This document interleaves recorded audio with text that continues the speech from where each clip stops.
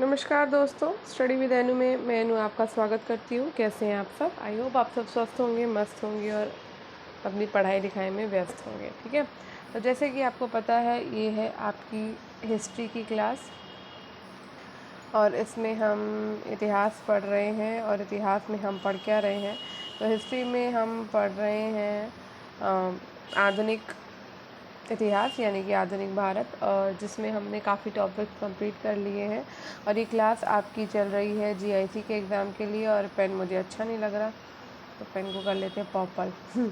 GIC आपका TGT exam के लिए चल रहा है, ये क्लास पीजीटी के लिए चल रहा है। और आप कोई भी कॉम्पिटिटिव एग्ज़ाम की तैयारी कर रहे हैं उसके लिए ये क्लास आप पढ़ सकते हो, क्योंकि हिस्ट्री सब में कॉमन आती है। ठीक है, तो चलो शुरू करते हैं आज की अपनी क्लास।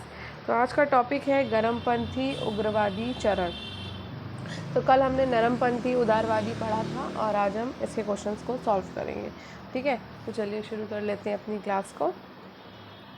स्टार्ट करने से पहले अगर आप मेरे चैनल यानी स्टडी विद अनु में नए हैं तो स्टडी विद अनु को सब्सक्राइब कर लीजिए, बेल आइकन को प्रेस कर लीजिए, ताकि मेरे द्वारा जितना भी कंटेंट प्रोवाइड कराया जा रहा है, जो भी मटेरियल, वो सारा आपको मिल सके। और आप मुझे मैसेज बॉक्स में बता सकते हो, कमेंट बॉक्स में, कि आपको और किस टॉपिक की या मटेरियल की नीड है, तो मैं कोशिश करूँगी आप तक पहुँचाने की। ठीक है, तो चलो शुरू करते हैं आज का अपनी क्लास।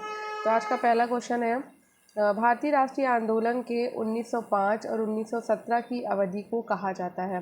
तो इस अवधि को कहा जाता है उग्रवादी चरण। ठीक है, भारतीय राष्ट्रीय आंदोलन के 1905 से 1917 की जो अवधि है उसे उग्रवादी चरण कहा जाता है। ठीक है, नेक्स्ट क्वेश्चन है, कर्जन के शासनकाल का सबसे मूर्खतापूर्ण कार्य जिसने उग्र राष्ट्रीयता को जन्म दिया था वो क्या था? तो कर्जन के शासनकाल का सबसे मूर्खतापूर्ण जो कार्य था जिसने उग्र राष्ट्रीयता को जन्म दिया था वो था 1905 का बंगाल विभाजन। नेक्स्ट है, निम्नलिखित में से कौन सा साधन उग्रवादियों से संबंधित नहीं है? तो उग्रवादियों से संबंधित नहीं है स्वदेशी आंदोलन। भारत में उग्र राष्ट्रीयता के जन्मदाता तथा निर्भयता से राष्ट्र की वेदना को प्रकट करने वाले प्रथम भारतीय थे। तो भारत में उग्र राष्ट्रीयता के जन्मदाता तथा निर्भयता से राष्ट्र की वेदना को प्रकट करने वाले प्रथम भारतीय थे बाल गंगाधर तिलक। नेक्स्ट क्वेश्चन है, भारतीय राष्ट्रीय कांग्रेस की सबसे पहली महिला अध्यक्ष थी। तो ये थी एनी बेसेंट। भारतीय राष्ट्रीय कांग्रेस की सबसे पहली महिला अध्यक्ष थी एनी बेसेंट। 1905 में बंगाल विभाजन के समय वायसराय कौन था? तो 1905 में बंगाल विभाजन के समय वायसराय था करजन। गदर पार्टी के एक प्रमुख नेता थे। तो गदर पार्टी के प्रमुख नेता थे हरदयाल, लाला हरदयाल। नेक्स्ट क्वेश्चन है, निम्नलिखित में से किसने गाड़ी पर ये मानकर बम फेंका था कि उसमें मुजफ्फरपुर के न्यायाधीश किंग्सफोर्ड बैठे थे? तो ये खुदीराम बोस और प्रफुल्ल चाकी ने गाड़ी पे ये मानकर बम फेंका था कि उसमें मुजफ्फरपुर के न्यायाधीश किंग्सफोर्ड बैठे थे। ठीक है, नेक्स्ट क्वेश्चन है, क्वेश्चन नंबर 9, स्वराज मेरा जन्मसिद्ध अधिकार है और इसे मैं लेकर रहूँगा। तो ये कथन है बाल गंगाधर तिलक का। नेक्स्ट है, मार्ले मिंटो रिफॉर्म्स को किस वर्ष में प्रस्तुत किया गया था? तो मार्ले मिंटो रिफॉर्म्स को प्रस्तुत किया गया था 1909 में। नेक्स्ट है, भारतीय परिषद अधिनियम 1909 का सर्वग्राही नाम है। तो ये नाम है मार्ले मिंटो सुधार। नेक्स्ट क्वेश्चन है, सांप्रदायिक निर्वाचन क्षेत्रों की पद्धति की शुरुआत भारत में किसके द्वारा हुई है? तो ये हुई थी 1909 के मार्ले मिंटो रिफॉर्म्स के द्वारा। नेक्स्ट है, भारत में गर्मदलीय आंदोलन का पिता किसे कहा जाता है? तो भारत में गर्मदलीय आंदोलन का जो पिता है वो कहा जाता है, एक सेकेंड, जस्ट अ सेकेंड, तब तक आप लोग आंसर करो, एक सेकेंड।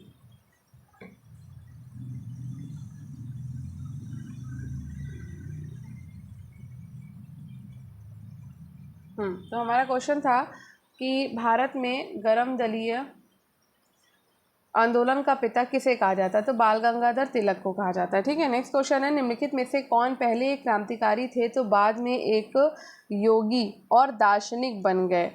तो ये भैया अरविंदो घोष हैं। कौन है? अरविंदो घोष। ठीक है, नेक्स्ट क्वेश्चन है 1909 में मैडम बीकाजी रुस्तम कामा पेरिस में निम्नलिखित में से कौन सा समाचार प्रकाशित कराती थी? तो ये कराती थी पैट्रियट। कौन सा कराती थी? पैट्रियट। नेक्स्ट है भारत में मुस्लिम लीग की स्थापना किस वर्ष हुई? तो भारत में मुस्लिम लीग की जो स्थापना हुई है वो 1906 में हुई है। नेक्स्ट क्वेश्चन है मुस्लिम लीग की स्थापना 1906 में हुई थी और उस समय उसके उद्देश्यों में कौन सी बात शामिल नहीं थी? तो उस समय उसके उद्देश्यों में द्विराष्ट्र सिद्धांत, भारत का सांप्रदायिक विभाजन और पाकिस्तान की मांग शामिल नहीं थी। नेक्स्ट है 1916 में मद्रास में होम रूल मूवमेंट के प्रवर्तक कौन थे? तो 1916 में मद्रास में होम रूल मूवमेंट के प्रवर्तक थी एनी बेसेंट। नेक्स्ट है बाल गंगाधर तिलक के द्वारा शुरू की गई साप्ताहिक पत्रिका कौन सी थी? तो ये साप्ताहिक पत्रिका थी आपकी केसरी। ठीक है, नेक्स्ट क्वेश्चन है शेर पंजाब किसका उपनाम है? तो शेर पंजाब लाला लाजपत राय का उपनाम है। ठीक है, नेक्स्ट क्वेश्चन पे चलते हैं। और ये देखो कहाँ से कहाँ भाग गया जस्ट अ सेकेंड। क्वेश्चन है हमारा भारतीय इतिहास में 1912 का ऐतिहासिक महत्व क्या था? तो भारतीय इतिहास में 1912 का ऐतिहासिक महत्व ये था कि राजधानी का कोलकाता से दिल्ली स्थानांतरण हुआ था। ठीक है, नेक्स्ट क्वेश्चन है अनुशीलन समिति संबद्ध है? तो अनुशीलन समिति वी.डी. सावरकर से संबद्ध है। ठीक है, नेक्स्ट क्वेश्चन है किस गवर्नर जनरल ने 1911 में भारत की राजधानी कोलकाता से दिल्ली स्थानांतरित करने की घोषणा करी थी? तो ये की थी हार्डिंग ने। हार्डिंग ने 1911 में भारत की राजधानी कोलकाता से दिल्ली स्थानांतरित करने की घोषणा की थी। नेक्स्ट क्वेश्चन है अल हिलाल समाचार पत्र किसके द्वारा राष्ट्रीयता के प्रचार के लिए शुरू किया गया था? तो ये शुरू किया गया था अबुल कलाम आज़ाद के द्वारा। तो अबुल कलाम आज़ाद ने अल हिलाल समाचार पत्र जो है वो शुरू किया था। नेक्स्ट है पंजाब केसरी का खिताब किसको दिया गया था? तो पंजाब केसरी का जो खिताब है वो दिया गया था लाला लाजपत राय को। नेक्स्ट है भारतीय राष्ट्रीय कांग्रेस का प्रथम विभाजन कब हुआ? तो भारतीय राष्ट्रीय कांग्रेस का प्रथम विभाजन हुआ था 1907 में। 1907 में सूरत अधिवेशन हुआ था और उसी समय कांग्रेस का विभाजन हुआ। नेक्स्ट है मुस्लिम लीग की स्थापना का श्रेय जाता है? तो मुस्लिम लीग की जो स्थापना है इसका श्रेय जाता है सलीमुल्लाह को। किसको जाता है? सलीमुल्लाह को। नेक्स्ट है महाराष्ट्र में गणपति उत्सव आरंभ करने का श्रेय किसको प्राप्त है? तो भाई महाराष्ट्र में गणपति उत्सव आरंभ करने का जो श्रेय प्राप्त है वो प्राप्त है बाल गंगाधर तिलक को। नेक्स्ट क्वेश्चन है स्वदेशी आंदोलन शुरू किया गया था? तो स्वदेशी आंदोलन शुरू किया गया था बंगाल विभाजन के विरोध के रूप में। नेक्स्ट क्वेश्चन है बंगाल विभाजन के विरुद्ध विद्रोह का नेतृत्व किसने किया था? तो ये किया था सुरेंद्र नाथ बनर्जी ने। किसने किया था? सुरेंद्र नाथ बनर्जी ने। नेक्स्ट है बंगाल विभाजन के पीछे ब्रिटिश सरकार का उद्देश्य क्या था? तो बंगाल विभाजन के पीछे ब्रिटिश सरकार का उद्देश्य था बंगाल में बढ़ते हुए राष्ट्रवाद को बढ़ाना। नेक्स्ट है कांग्रेस लीग समझौता यानी कि लखनऊ समझौता 1916 का दूरगामी परिणाम क्या हुआ? तो इसका दूरगामी परिणाम ये हुआ कि भारत का विभाजन और पाकिस्तान का निर्माण। ठीक है, नेक्स्ट क्वेश्चन है 1907 में हुए कांग्रेस के उदारवादी और उग्रवादी नेताओं के बीच संघर्ष और मतभेद का क्या कारण था? तो भैया इनके बीच संघर्ष और मतभेद का जो कारण था वो कारण ये था कि राष्ट्रीय कांग्रेस के अध्यक्ष पद का चुनाव था। ठीक है, तो ये लोग अध्यक्ष पद के चुनाव के लिए लड़ाई कर रहे थे। ठीक है, नेक्स्ट क्वेश्चन है 1907 के कांग्रेस के सूरत अधिवेशन की अध्यक्षता किसने करी है? तो सूरत अधिवेशन की जो अध्यक्षता है वो डॉक्टर रास बिहारी घोष ने करी है। नेक्स्ट है अनुशीलन समिति थी? तो अनुशीलन समिति एक क्रांतिकारी संगठन था। नेक्स्ट किसने कहा कि कांग्रेस आंदोलन ना तो लोगों के द्वारा प्रेरित था ना ही यह उनके द्वारा सोचा या सोचनाबद्ध किया गया था? तो ये है आपका लाला लाजपत राय के द्वारा। नेक्स्ट है निष्क्रिय विरोध के सिद्धांत का प्रतिपादन किसने किया? तो निष्क्रिय विरोध के सिद्धांत का जो प्रतिपादन है वो अरविंद घोष ने किया था। नेक्स्ट क्वेश्चन है बंगाल 1905 में विभाजित हुआ जिसके विरोध के फलस्वरूप ये पुनः एकीकृत हुआ था? तो ये है आपका 1911 में। ठीक है, नेक्स्ट क्वेश्चन है निम्नलिखित में से एक युद्ध के समय भारत की रक्षा के कानून के प्रावधानों को जिसे 1915 में पंजाब के गदर के विरुद्ध इस्तेमाल किया गया था शांति के समय भी जारी रखना चाहा था? तो इसका आंसर है आपका हार्डिंग। ठीक है, 1906 में मिंटो से शिमला में मिले मुसलमानों के शिष्टमंडल ने प्रार्थना करी। क्या प्रार्थना करी थी भाई? तो उन्होंने ये प्रार्थना करी थी कि मुसलमानों के लिए एक पृथक निर्वाचन वर्ग होना चाहिए। ठीक है, नेक्स्ट है बंगाल का विभाजन हुआ? तो भाई बंगाल का जो विभाजन हुआ है वो हुआ है आपका 15 अक्टूबर 1905 को। नेक्स्ट क्वेश्चन है निम्नलिखित में से कौन सा नेता कांग्रेस के गरम दल से संबंधित था? तो भैया कांग्रेस के गरम दल से संबंधित थे अरविंद घोष। नेक्स्ट है निम्नलिखित में से किस नेता ने 1906 में कलकत्ता कांग्रेस अधिवेशन की अध्यक्षता की थी? तो ये की थी दादा भाई नेहरू जी ने। ठीक है, नेक्स्ट क्वेश्चन है निम्न में से कौन उग्रपंथी नहीं था? तो भाई उग्रपंथी जो नहीं थे वो थे गोपाल कृष्ण गोखले। नेक्स्ट है भारतीय राष्ट्रीय आंदोलन गर्मपंथियों के प्रभावाधीन आया, तो ये आया था 1906 के बाद। नेक्स्ट है 1908 में बाल गंगाधर तिलक को जेल हुई, तो उनको जेल हुई थी 6 वर्ष की। कितने वर्ष की हुई थी? 6 वर्ष की जेल हुई थी। ठीक है, नेक्स्ट क्वेश्चन है बिहार बंगाल से अलग हुआ, तो भाई बिहार जो है वो बंगाल से अलग हुआ था 1912 में। नेक्स्ट है होम रूल आंदोलन भारत के स्वतंत्रता संग्राम के एक नए चरण के आरंभ का घोतक था, क्योंकि इसने देश के सामने स्वशासन की एक ठोस योजना रखी थी। ठीक है, नेक्स्ट क्वेश्चन पे चलते हैं। गदर पार्टी की स्थापना हुई, तो भाई जो गदर पार्टी की स्थापना हुई है वो 1913 में हुई है। किसने ऑल इंडिया मुस्लिम लीग की स्थापना की थी? तो ऑल इंडिया मुस्लिम लीग की जो स्थापना है वो नवाब सलीमुल्लाह खान ने की थी। नेक्स्ट क्वेश्चन है निम्नलिखित में से किसका योगदान होम रूल लीग की स्थापना में नहीं था? तो होम रूल लीग की स्थापना में योगदान जो नहीं था वो था टी.एस. ऑलकॉट का नहीं था, बाल गंगाधर तिलक का था, एनी बेसेंट का था और एस. सुब्रमण्यम अय्यर का भी था। ठीक है, नेक्स्ट है गदर क्रांति छेड़ने का सबसे महत्वपूर्ण कारण क्या था? तो गदर क्रांति छिड़ने का सबसे महत्वपूर्ण कारण था प्रथम विश्व युद्ध का शुरू होना। क्या होना? प्रथम विश्व युद्ध का शुरू होना। नेक्स्ट है किस अधिवेशन में होम रूल समर्थक अपनी राजनीतिक शक्ति का सफलतापूर्वक प्रदर्शन कर सके? तो ये कर सके थे कांग्रेस के 1916 के लखनऊ अधिवेशन में। ठीक है, बारिंद्र कुमार घोष के क्रियाकलापों ने एक गुप्त क्रांतिकारी संगठन को बंगाल में जन्म दिया था, तो ये अनुशीलन समिति को। नेक्स्ट है किसने भारतीय राष्ट्रीय कांग्रेस के विरुद्ध अनुनय विनय और विरोध की राजनीति का दोष लगाया था? तो ये लगाया था बाल गंगाधर तिलक को। नेक्स्ट है किस भारतीय राष्ट्रीय आंदोलन का शीर्ष गीत बना वंदे मातरम? तो ये बना था स्वदेशी आंदोलन। नेक्स्ट है निम्नलिखित में से एनी बेसेंट के द्वारा निकाले जाने वाले 2 अखबार कौन से थे? तो भैया जो 2 अखबार वो निकालती थी वो थे आपका कॉमनवेल्थ और साथ ही साथ न्यू इंडिया। ठीक है, नेक्स्ट है अधिवादियों और उदारवादियों के पुनर्मिलन की प्रक्रिया में प्रमुख शिल्पी निम्न में से कौन था? तो प्रमुख शिल्पी जो थे वो थे एनी बेसेंट। ठीक है, नेक्स्ट क्वेश्चन पे चलते हैं। निम्नलिखित में से किसे भारतीय अशांति के जनक के रूप में जाना जाता है? तो भारतीय अशांति के जनक के रूप में जाने जाते हैं बाल गंगाधर तिलक। कौन जाना जाता है? बाल गंगाधर तिलक जाने जाते हैं। नेक्स्ट है 1915-16 में 2 होम रूल लीग आरंभ की गई थी नेतृत्व में। तो भैया एक तो तिलक जी के नेतृत्व में शुरू की गई थी और एक शुरू की गई थी एनी बेसेंट के नेतृत्व में। ठीक है, नेक्स्ट क्वेश्चन है राष्ट्रीय आंदोलन की अवधि में जिस घटना ने मतभेद के बीज बोए एवं अंततः देश का विभाजन कराया वो थी? तो भैया जिसने विभाजन कराया वो था विधानसभाओं में मुसलमानों के लिए पृथक निर्वाचन क्षेत्रों और स्थानों का आरक्षण। नेक्स्ट है अभिनव भारत नामक अंग्रेज विरोधी संगठन की स्थापना की थी? तो ये की थी वी.डी. सावरकर ने। नेक्स्ट है किसने मोहम्मद अली जिन्ना को हिंदू मुस्लिम एकता का दूत कहा था? तो ये कहा था सरोजनी नायडू ने। ठीक है, नेक्स्ट है लाल बाल त्रिकुट का कौन व्यक्ति भारतीय राष्ट्रीय कांग्रेस का अध्यक्ष हुआ है? तो ये हुआ है लाला लाजपत राय। नेक्स्ट है मुस्लिम लीग का प्रथम अध्यक्ष कौन था? मुस्लिम लीग का प्रथम अध्यक्ष था आगा खां। कौन था? आगा खां। नेक्स्ट क्वेश्चन है गीता रहस्य नामक ग्रंथ किसके द्वारा लिखा गया? तो गीता रहस्य नामक ग्रंथ बाल गंगाधर तिलक के द्वारा लिखा गया था। नेक्स्ट है कामागाटा मारू। कामागाटा मारू जो है वो कनाडा की यात्रा पर निकला एक जहाज था। नेक्स्ट है कांग्रेस की प्रार्थना और याचिका की नीति अंतोगत्वा समाप्त हो गई। तो ये समाप्त हो गई थी बाल गंगाधर तिलक के नेतृत्व में। नेक्स्ट है व्यक्ति और जनरल का हमें मिलान करना है। ठीक है, तो चलो व्यक्ति और जनरल को मिलान कर लेते हैं हम। तो श्यामजी कृष्ण वर्मा जो है वो वंदे मातरम के जनरल थे। भीखाजी कामा जो है सॉरी गलत हो गया, श्यामजी कृष्ण वर्मा जो है वो इंडियन सोशियोलॉजिस्ट के जनरल थे। भीखाजी कामा जो है वो द तलवार की जनरल थी। एनी बेसेंट कॉमनवेल्थ की जनरल थी और अरविंद घोष वंदे मातरम के जनरल थे। ठीक है, नेक्स्ट क्वेश्चन पे चलते हैं। निम्नलिखित घटनाओं का सही अनुक्रम क्या है? तो भाई निम्नलिखित घटनाओं का सही अनुक्रम बताना है हमको। तो ये है सबसे पहले हो जाता है कामागाटा मारू का प्रसंग, उसके बाद महात्मा गांधी का भारत आगमन हो जाता है, उसके बाद तिलक का होम रूल लीग होता है। ठीक है, तो आपको पता ही है कि 1915 में महात्मा गांधी आए थे और तिलक का जो होम रूल लीग है वो 1916 में हुआ है।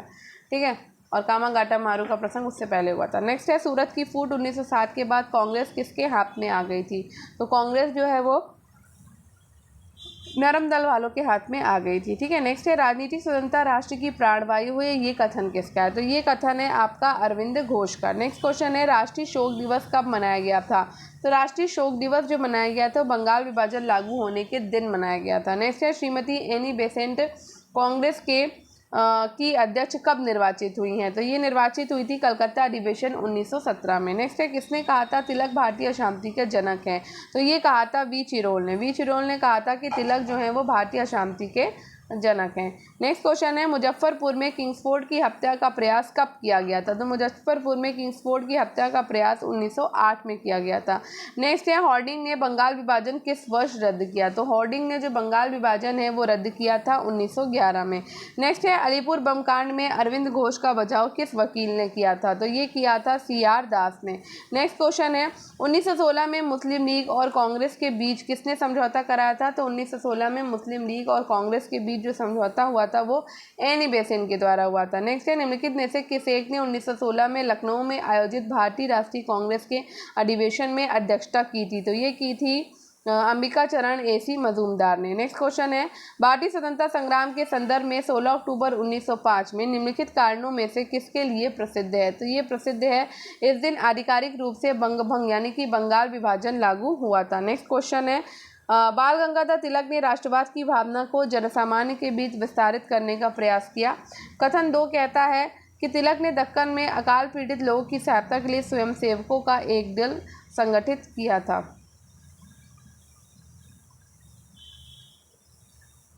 तो इसका आंसर है, दोनों कथन आपके सही हैं लेकिन व्याख्या सही नहीं है। नेक्स्ट है, एनी बेसेंट ने होम रूल आंदोलन के दौरान कांग्रेस और मुस्लिम लीग के साथ काम किया। ठीक है, ये बिल्कुल सही है। और एनी बेसेंट ने महसूस किया कि होम रूल आंदोलन के लिए आम जनता का समर्थन पाना आवश्यक है। ये भी सही है। ठीक है, तो कथन भी सही है, कारण भी सही है और दोनों सही स्पष्टीकरण भी है। ठीक है, नेक्स्ट क्वेश्चन है, निम्नलिखित में से वो कौन था जो काकोरी षड्यंत्र कांड में फांसी की सजा से बच गया था? तो ये बच गए थे चंद्रशेखर आज़ाद। ठीक है, नेक्स्ट क्वेश्चन है, निम्नलिखित में से किसने स्वदेशी आंदोलन का नेतृत्व दिल्ली में किया था? स्वदेशी आंदोलन का जो नेतृत्व है वो दिल्ली में सैयद हैदर रजा ने किया था। नेक्स्ट क्वेश्चन है, स्वदेशी आंदोलन 1905 और 5 से 8 के प्रारंभ का तत्कालीन कारण क्या था? तो भैया इसका जो तत्कालीन कारण था वो था कर्जन के द्वारा किया गया बंगाल विभाजन। ठीक है, नेक्स्ट क्वेश्चन है, प्रथम महायुद्ध के दौरान कहाँ पर भारत की एक अनंतम सरकार बनी थी जिसके प्रेसिडेंट राजा महेंद्र प्रताप थे? तो ये बनी थी आपकी अफगानिस्तान में। कहाँ बनी थी? अफगानिस्तान में। ठीक है, नेक्स्ट क्वेश्चन है, निम्नलिखित में से किस आंदोलन के कारण भारतीय राष्ट्रीय कांग्रेस का विभाजन हुआ जिसके कारण नरम दल और गरम दल का उद्भव हुआ? तो नरम दल और गरम दल का जो उद्भव हुआ है वो स्वदेशी आंदोलन के कारण हुआ है। ठीक है, नेक्स्ट है, 1904 में क्रांतिकारी संगठन अभिनव भारत संगठित किया गया था। तो ये किया गया था महाराष्ट्र में। नेक्स्ट है, रामप्रसाद बिस्मिल, रोशन सिंह और राजेंद्र लाहिड़ी के बीच में क्या समानता है? तो भैया ये समानता ये है कि वे काकोरी षड्यंत्र मामले से संबद्ध थे। दूसरी बात, और लास्ट क्वेश्चन है हमारा, निम्नलिखित में से किस कारागार में पंडित रामप्रसाद बिस्मिल को फांसी दी गई थी? तो पंडित रामप्रसाद बिस्मिल को जो फांसी दी गई थी वो दी गई थी आपकी गोरखपुर में। ठीक है, कहाँ दी गई थी? गोरखपुर में। ठीक है, और इसी के साथ ही आपका ये वाला टॉपिक भी हो जाता है समाप्त। ठीक है, तो अब हम क्या करने वाले हैं? अब हम करने वाले हैं टाटा बाय बाय। ठीक है, तो इसमें आपके 90 क्वेश्चंस थे, मैंने फटाफट करा दिए, ज़्यादा समय नहीं लिया है। अब कल जो हमारा टॉपिक आएगा वो आएगा गांधी युग। कौन सा टॉपिक आएगा? गांधी युग आएगा। ठीक है, तो कल हम गांधी युग को सॉल्व करेंगे 1917 से लेके 1947 तक। तो अब मुश्किल से आपके 3 या 2 टॉपिक बचे हैं, मैं ठीक से नहीं बता पा रही हूँ। गांधी युग आएगा, उसके बाद देखती हूँ अभी एक टॉपिक और कौन सा बाकी है आपका। ठीक है, तो हमें लगता है आपके 2 या 3 ही टॉपिक बस बाकी हैं और ये आपकी पूरी की पूरी समाप्त हो जाएगी। और उसके बाद मैं आपको नया प्रैक्टिस सेट कराने लगूँगी। अगर आप कुछ और चाहते हो या कोई बुक डिमांड करते हो कि इस बुक का प्रैक्टिस सेट करा दो, तो अगर मेरे पास होगा या मैं आपको प्रोवाइड करा पाई तो मैं आपको ज़रूर करा दूँगी। तो आप कमेंट बॉक्स में मुझे बता दीजिएगा कि आपको और कौन सी बुक या मटेरियल चाहिए जिससे मैं आपको प्रैक्टिस सेट करा सकूँ। ठीक है, बाकी मैं तो अपनी तरफ से कराऊँगी। ठीक है, तो मिलते हैं कल। और ये क्लास आपकी आती है सुबह 11 बजे। तो जो भी क्लास में नया है उसके लिए मैं बता देती हूँ, ये सुबह 11 बजे क्लास आती है आपकी स्टडी विद एनु पर। और स्टडी विद एनु को सब्सक्राइब कर लीजिए, बेल आइकन को प्रेस कर लीजिए। क्लास पसंद आए तो क्लास को लाइक शेयर और चैनल को भी लाइक शेयर और सब्सक्राइब कर लीजिए। ठीक है, तो मिलते हैं कल, तब तक के लिए बाय बाय। और देखते हैं आज क्लास कितनी टाइम, वो मात्र 19 मिनट की क्लास हुई है, तो बहुत फास्ट करा दिया है मैंने आपको। तो चलो फटाफट से कर लो और कल मिलते हैं गांधी युग के साथ में। तब तक के लिए बाय बाय। गांधी युग में क्वेश्चंस आपके काफ़ी हैं, तो वो थोड़ी सी क्लास लंबी होगी, ठीक है। बाय।